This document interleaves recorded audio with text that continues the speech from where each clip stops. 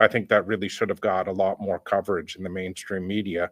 And I mean, the report on President Kennedy's Secret Service coverage, no one lost their job, and you know what, life for everyone else went on after that, and it's pretty amazing. There are parallels, definitely, between Well, it Butler was and an what happened. improvement because the head of the Secret Service got fired, you know, in the Trump incident.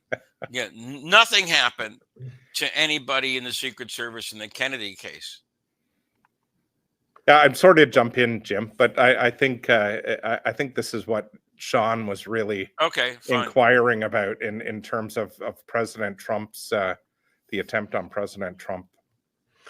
Right, we've got almost 2,000 watching live. There's 50 unanswered questions already pending. It's going to be one of those nights, folks.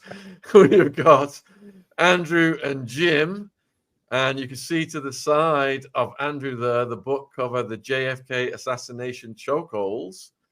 The link is in the description box, and there's also a X Twitter link for the guys as well, if you want to go and follow them over there, and perhaps when the majority of the questions are unanswered at the end of the night, you can take them over there. So, right. So the next question from J.R. Williams is, and you've had a lot of questions come in about Alan Dulles. Do you think Alan Dulles being on the Warren Commission was quite dubious? It was worse than that. You know, that's putting it mildly. It was a disgrace that Alan Dulles was on the Warren Commission. I mean, the short answer, of course, is why would you place somebody that Kennedy fired on the investigating body to find out who killed him? You know, all right. See, Alan Dulles had been the director of the CIA for, I think, 7 or 8 years, up to the time that he sold Kennedy, you know, this bill of goods called the Bay of Pigs operation, all right, which ended up with an utter disaster. And Kennedy had listened to Dulles on this, and Dulles had given him some very, very bad information about, for example, that there was going to be an uprising on the island, which there was none, okay, you know, and so he put his brother, Robert, in charge of an investigation into what really happened. And his brother, Robert, came to the conclusion that Alan Dulles knew that this was going to fail. And he was banking on Kennedy losing his nerve and sending in the Marines and the Navy to save the day, which Kennedy could not have done because a week before, he had said in public, there will be no American intervention in Cuba. Okay. And so it's an interesting story how this happened. Robert Kennedy consulted one of his father's friends, Robert Lovett, who had been a former Secretary of Defense. And Lovett had told Bobby Kennedy, me and my buddy, David Bruce, had tried to get Alan Dulles fired because we thought what he was doing was absolutely wrong with the CIA. All right. I mean, he was going around overthrowing, you know, third world countries left and right, okay, et cetera, and leaving a bad taste in everybody's mouth. But we couldn't get him fired because his brother was a Secretary of the State, John Foster Dulles. So we couldn't get him fired. All right. And so Bobby says, I want you to say that to my brother in the Oval Office. Okay. And so he brings Lovett into the Oval Office, and Lovett tells him the whole story. And so Kennedy then fires not just Alan Dulles, but also Dick Bissell, the director of plans, and the deputy, Alan Dulles' deputy, you know, Cabell. All right, Charles Cabell. He fired the whole top of the CIA. And so to put somebody like that, you know, investigating Kennedy's death, I mean, please, And one last point about that. Dulles was the only guy on the Warren Commission who didn't have a job. He didn't have a job. What does that mean? Well, that means that he could spend more time than anybody else working on this Warren Commission, which, by the way, he did. He was the single most active member of the Warren Commission. He attended the most meetings and he asked the most questions. All right. So this was simply inexplicable as to how the guy got on a thing in the first place. Well, according to David Talbot, Dulles was the only guy who lobbied for the job. He actually wanted to be on the Warren Commission. Other people like Richard Russell did not want to do it. Okay. And Warren, he didn't want to do it either. Johnson had to intimidate both those guys by giving him this story about, look, if you guys don't serve, there's this information we have about Oswald in Mexico City visiting the Cuban embassy and giving the Russian embassy. Now, do you want this to turn into World War III? Okay. Do you want atomic bombs going off? Do you want 60 million people dead in 2 hours? And that's how we got him to go on. Well, Dulles actually volunteered. He wanted to be on the commission. Figure that one out. Yeah. Sean, the way I see things is if you believe that the Kennedy assassination was a coup, a military coup, a security state coup against President Kennedy, the way I see the Warren Commission, it was formed in order to mediate a peaceful internal resolution of that coup. So you had members of the security state, McCloy and Dulles, and you had senators and congresspeople, some of them maybe representing the FBI in there. And really, it was to keep a lid on things so there wasn't any kind of internal prolonged dispute. It's like, let's work things out in private at the Warren Commission, and we'll come up with some phony story to say some crazy kid in Dallas shot the president from behind when all the evidence suggested the opposite. It was mediating an internal dispute between agencies and the military, and they did it in private, and they figured things out, and President Johnson averted a powder keg. That's my own personal view. So the other big name that's coming up over and over in the questions is the involvement of LBJ. What are you guys' thoughts? Well, let's put it this way. I believe that Johnson was really cognizant of what happened. All right. I'll give you an example.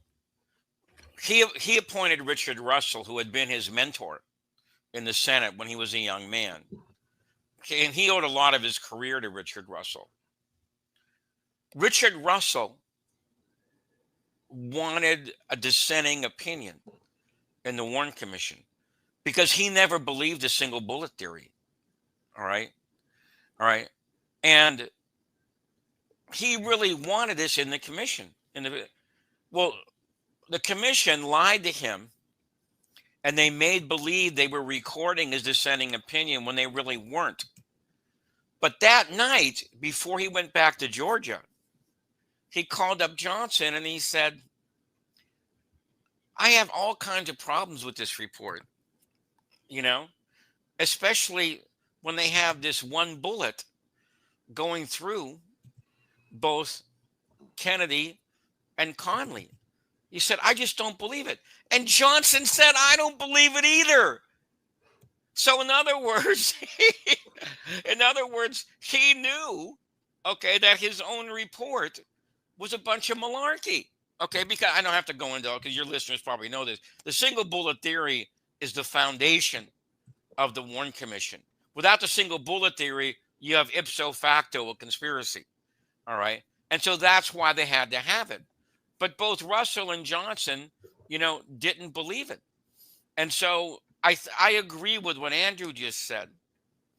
I believe that Johnson wanted to paper over, this East-West dispute, okay, because everybody believed, and this is another falsity, everybody at that time believed that Oswald was a communist, all right? And then, and therefore, since he had been to the Russian, allegedly, I mean, we get into that, we'll be here another hour, okay? But he had allegedly been to the Russian and the Cuban embassies. And he had met at the Russian embassy with a guy named Kostakov, who was supposed to be in charge of liquidations for the Russians in the Western Hemisphere. All right. And so this is what compelled Johnson, to do what he did. And he knowingly covered this up. And by the way, let me add one more point about that. John Conley was Johnson's best buddy from Texas. He was the governor at that time. He was riding right in front of JFK, and he was hit, okay, during the fusillade. Doug Thompson, a reporter in 1982, met Conley at a Democratic fundraiser in, I believe, Arizona. It might have been New Mexico. And he said, well, this is a lifetime opportunity I have here. And so he goes up to Conley and he says, do you believe that Oswald was a lone assassin in Dallas? And Conley, without blinking an eye, he says, I have never believed for 5 seconds the Warren Commission conclusions. And Thompson is kind of stupefied. And he says, Yeah. What? He goes, well, then why didn't you say something? And this was the excuse he gave. And I'm sure this was the excuse that Johnson gave. Look, the country needed to be healed at that time. Okay? We didn't need to go into this whole search, for what really happened that would have torn everything apart. Okay? And so, see, that's the excuse a lot of these people use, that it was for the good of the country. I don't think it was for the good of the country. I think it was for the good of some conspirators to get away with this huge, awful crime. And the country was ruined as a result of that. There would have been no Vietnam War, okay, if Kennedy had lived. Yeah, Sean, I don't think that President Johnson was directly involved with the conspiracy to assassinate President Kennedy, but I don't think it's deniable at this point that he definitely controlled the aftermath and the cover-up and the appointment of the Warren Commission and making sure that all the evidence went through the FBI. And it was a very controlled cover-up that Johnson was probably intimately involved with. A lot of the evidence, there's tapes of him talking to the senators and to J. Edgar Hoover, and it makes it quite clear he didn't believe any of the major pieces, and his attorney general essentially said, look, we gotta find a way to place it all on this kid Oswald and just wrap it up, guys. And the last chapter of our book, it really does go into detail. It's called 60 Years of Obstruction of Justice.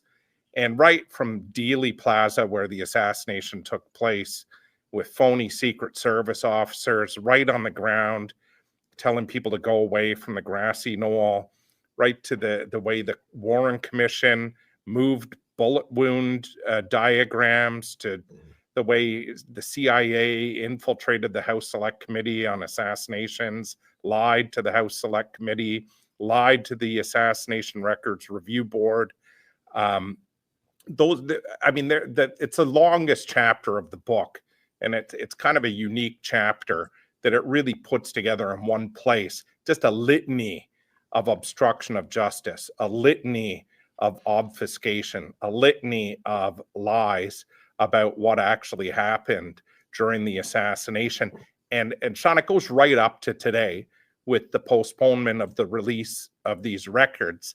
And I know you want to get to more questions from your listeners, and they're great questions. Tracy's question a couple of questions ago, 2 of the chapters of our book are probably, if I can say, I didn't write them, so I'm allowed to, really pump them as great parts of the book and of the historical record.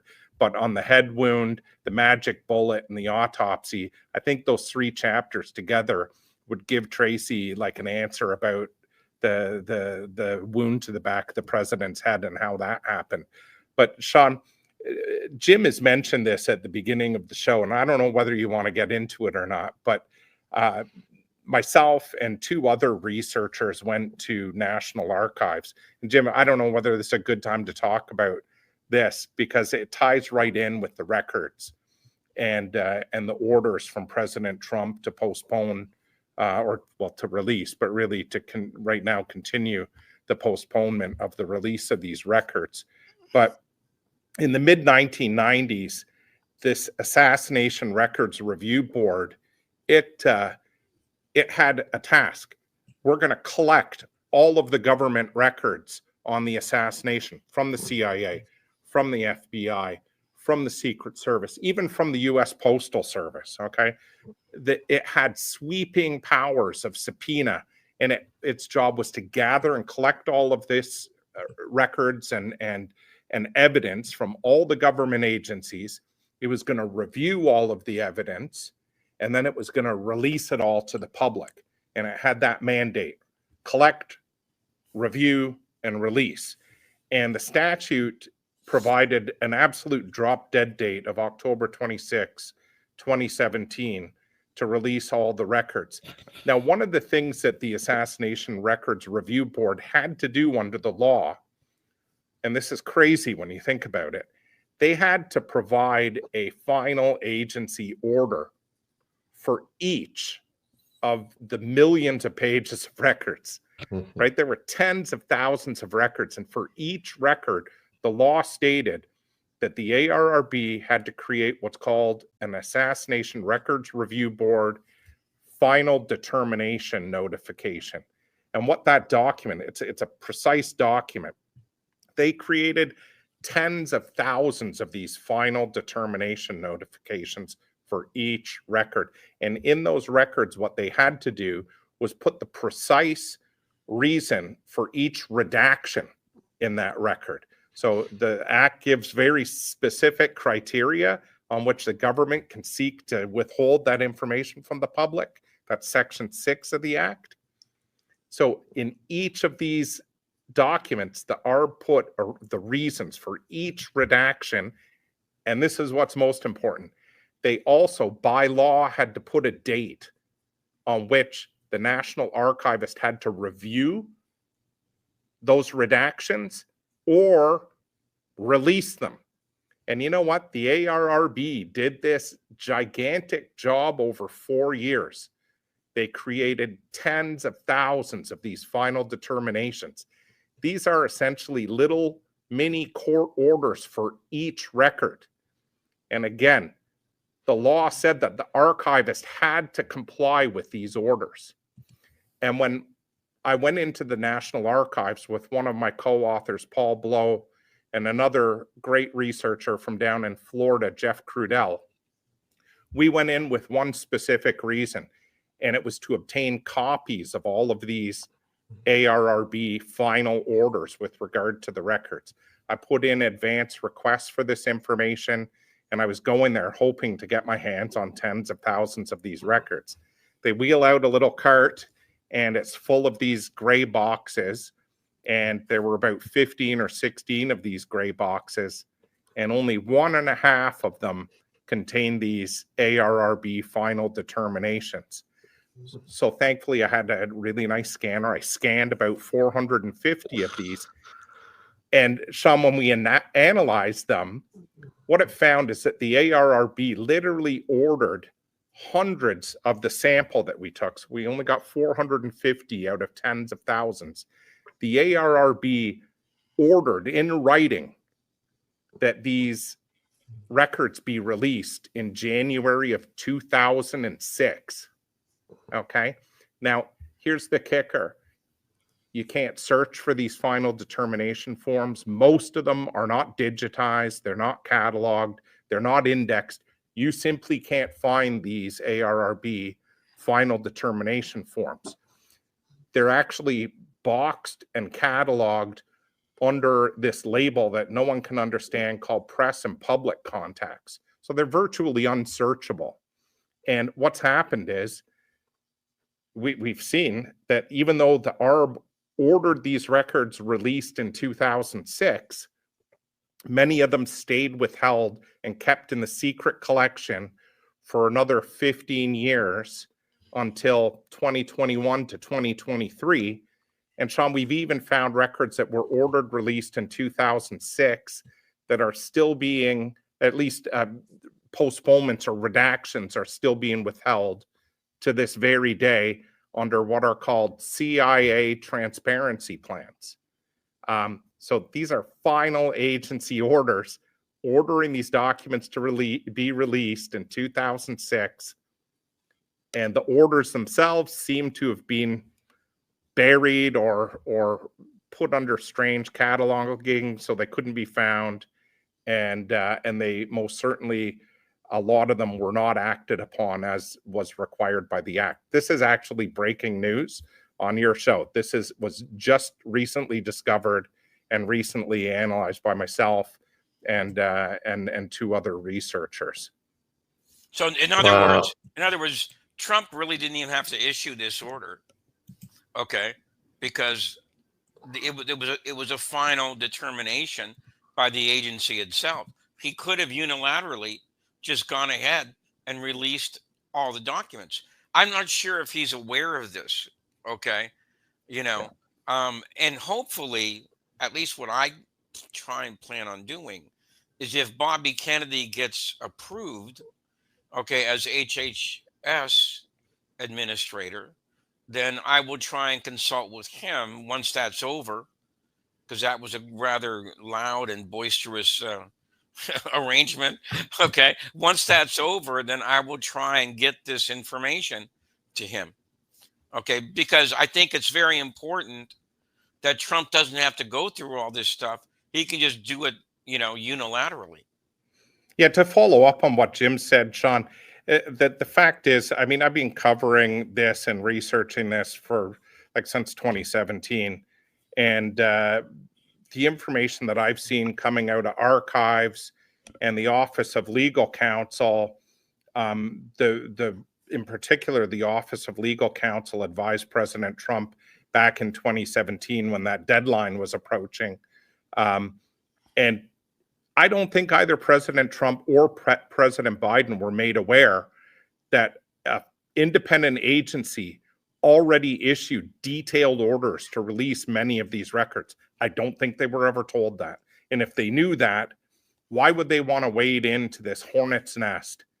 And if there's been a suppression of these final agency orders, I think Congress and President Trump ought to insist that the archivists digitize all these records. They're already digitized, let's be honest. And they ought to publicly release them so that the public can see that the ARRB did their job, issued orders for each of these records, and these orders weren't complied with. All right, guys, if you are watching, I am with two of the authors of the JFK assassination chokeholds. I'm putting the link in the live chat, and the link is in the description box if you're watching this on replay. We've got a question from our dear friend of the channel, Professor Hamamoto. Was Otto Skorzeny in on the plot to kill JFK, as argued in the book, The Skorzeny Papers, or is this disinformation? All right. If you don't know, Otto Skorzeny was Hitler's #1 commando during World War II. And Hitler gave him the assignment of getting Mussolini out, okay, which he actually did.